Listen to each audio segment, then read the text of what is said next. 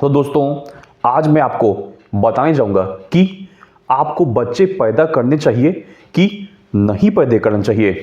परंतु इस सवाल का जवाब आपको देने से पहले मैं आपको एक स्पेशल दार्शनिक विचारधारा के बारे में कुछ परिचय देना चाहूँगा। दोस्तों, आप में से मैक्सिमम मेरे ऑडियंस ने कभी भी एंटीनेटलिज्म या फिर अजन्मवाद के विचारधारा को तो कभी सुना नहीं होगा। इस विचारधारा को मैं आपको शॉर्टकट में बता रहा हूँ। इस विचारधारा का अर्थ ये है कि जो पूरा दुनिया है, दुखमय दुनिया है, इस दुनिया में पग पग में दुख ही दुख है और हम एक बच्चे को इस दुख भरे दुनिया में ला रहे हैं तो हम उसकी ज़िंदगी को बर्बाद किए जा रहे हैं। उसके ज़िंदगी को पग पग पे यहाँ पर मुसीबतों पे हम डाले जा रहे हैं। इसलिए यहाँ उत्तम चीज़ यही है कि किसी भी मासूम को उसके सहमति के बिना इस क्रूर दुनिया में लाया ही ना जाए। इसलिए नए बच्चे पैदा करो ही मत, जो पुराने मौजूद हैं उन्हीं से काम चलाया जाए। यह इस विचारधारा का कहना है, इस प्रकार के दार्शनिक विचारधारा का। परंतु दोस्तों, मेरा विचार कुछ हद तक इस दार्शनिक विचारधारा से मेच खाता है और कुछ हद तक कुछ अलग भी मेरा पर्सनल विचार है जो कि आपके सामने रखना चाहूँगा। दोस्तों, मेरा मानना है कि अगर आपको इंटरेस्ट नहीं है बच्चा पैदा करने में तो फिर आप बिल्कुल पैदा करो भी मत। ठीक है, आप दुनिया को सफाई देते बैठे रहो मत कि क्यों नहीं लेना है, क्या नहीं लेना है। क्योंकि जिन लोगों को बच्चा पैदा करने में इंटरेस्ट है उनको भी भर भर के अपने इस फैसले पर पछतावा हुए जा रहा है कि हमने बच्चा लिया तो क्यों लिया। मैं इसका कुछ पर्सनल लाइफ में एग्जाम्पल भी देना चाहूँगा। मेरे पर्सनल दोस्त यार हैं, उसके एग्जाम्पल से आपको समझाना चाहता हूँ। दोस्तों, मेरे पर्सनल कुछ दोस्त यार हैं, उनके प्रॉब्लम को मैं दो प्रकार के कैटेगरी में बांट सकता हूँ। कुछ मेरे रिश्तेदार भी हैं।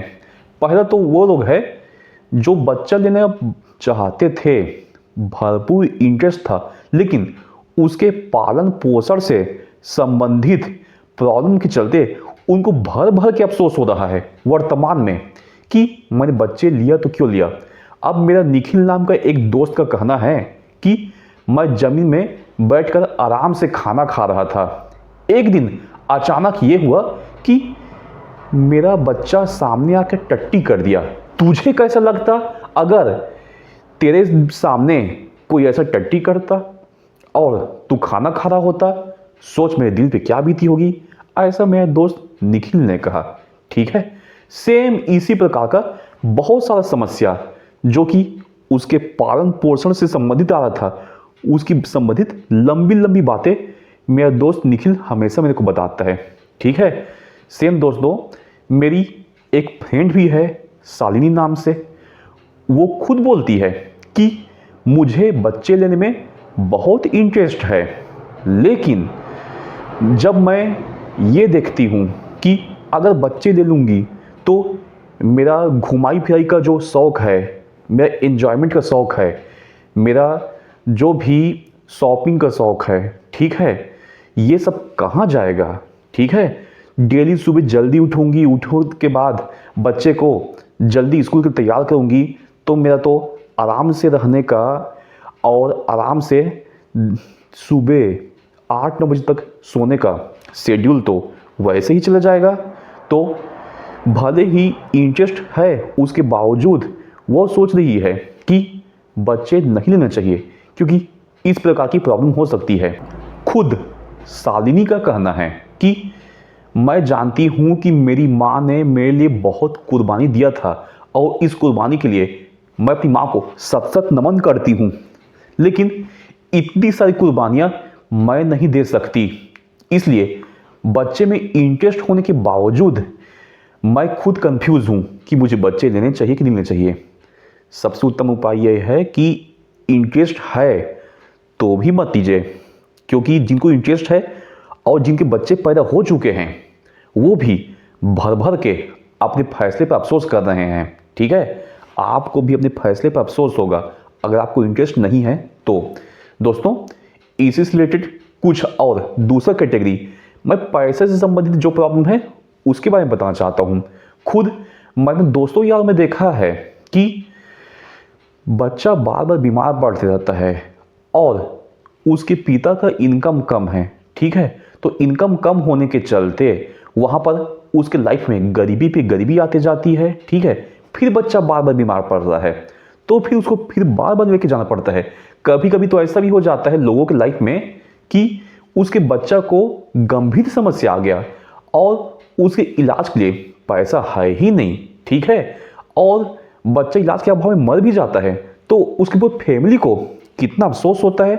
तो वहाँ पर क्या उपाय निकलता है कि तुम्हारे पास पैसा है ही नहीं कि तुम गंभीर बीमारियों के पीछे खर्च कर सको, क्योंकि बच्चों का शरीर नाजुक होता है, इम्यूनिटी लो होता है, तो बीमार तो पड़ के रहेंगे, ये कन्फर्म है। दवाइयों का खर्चा तो आएगा ही आएगा।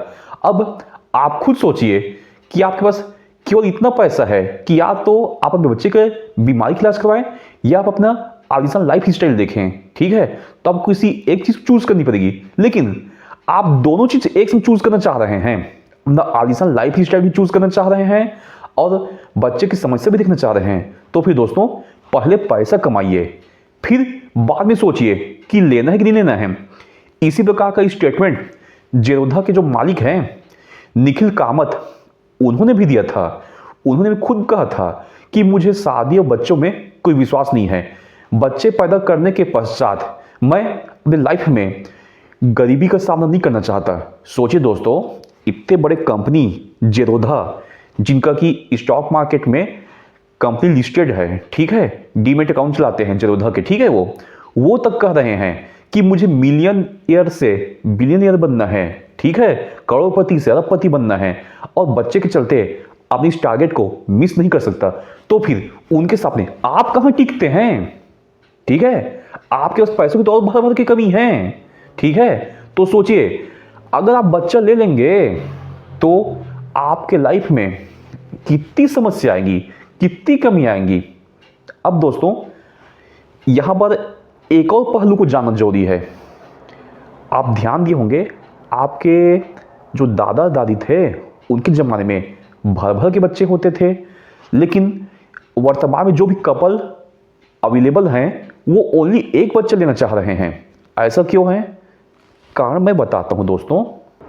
आपके दादा दादी जिस ज़माने में पैदा हुए थे उनको बूमर जनरेशन कहा जाता है। मतलब जो 1946 से लेकर 1964 के बीच जो भी लोग पैदा हुए हैं, इनको बूमर जनरेशन कहा जाता है। उनके समय में बच्चा ज़्यादा होता था। ध्यान दिए होंगे, एक घर में 5-8 बच्चे कॉमन होते थे, कहीं 10-12 बच्चे भी मिलते थे। तो क्यों मिलते थे, कभी आपने सोचा है? दोस्तों, जो बूमर जनरेशन या फिर आपके दादा दादी के समय जैसे हालात थे इस भारत देश में, वैसे हालात वर्तमान में नहीं हैं, इसलिए आप उनकी नकल कर भी नहीं सकते। बूमर जनरेशन के दौरान ऐसे होता था कि गवर्नमेंट जॉब फिक्स होता था, हल्का फुल्का पढ़ाई कर लिए तो फिर गवर्नमेंट जॉब में आप आसानी से पहुंच जाते।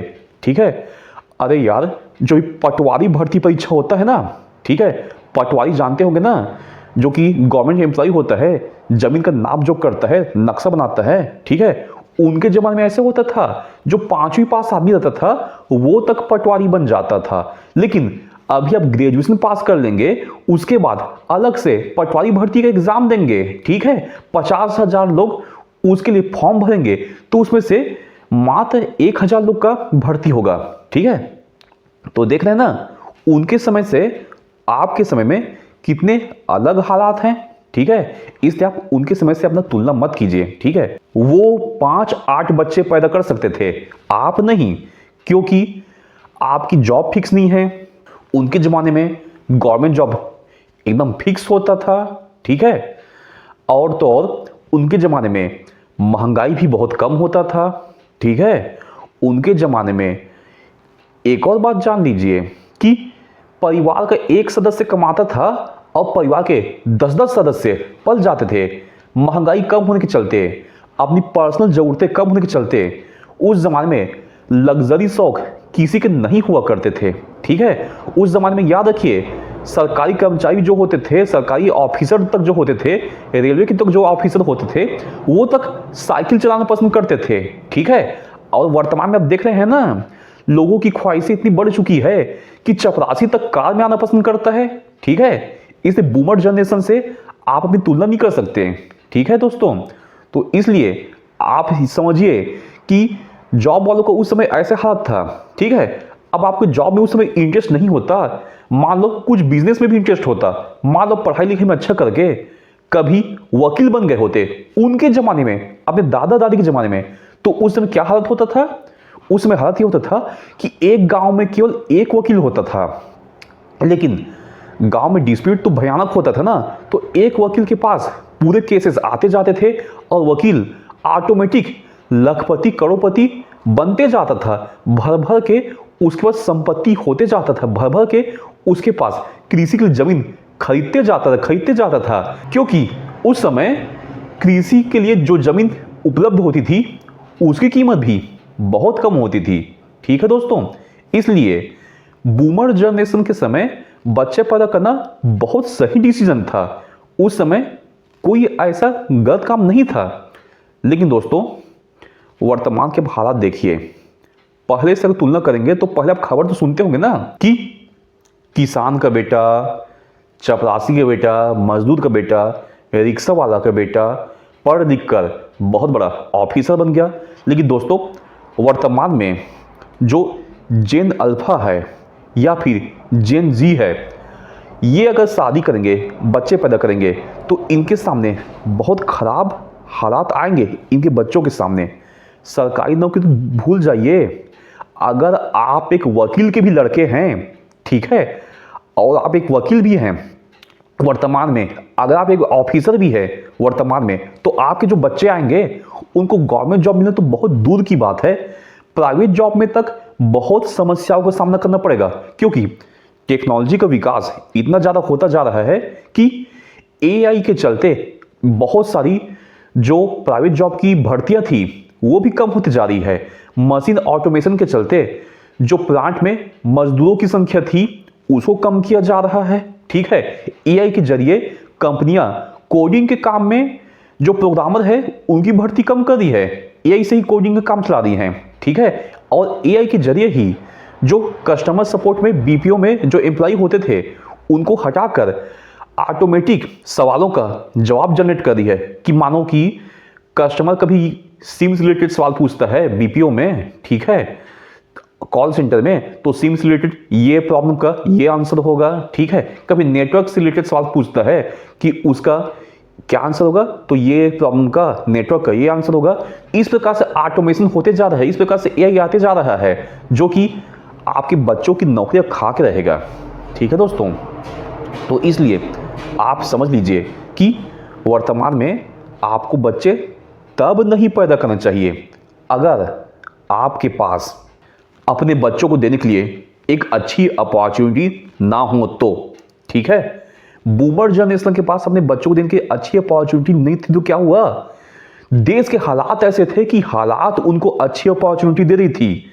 देश के हालात ऐसे थे कि गवर्नमेंट चाहती थी ज़्यादा से ज़्यादा पद में लोगों को भरा जाए। ठीक है, और आपके माता पिता के ज़माने में भी, ठीक है, उस समय देश में ऐसे हालात थे कि प्राइवेटाइजेशन तेजी से हो रहा था।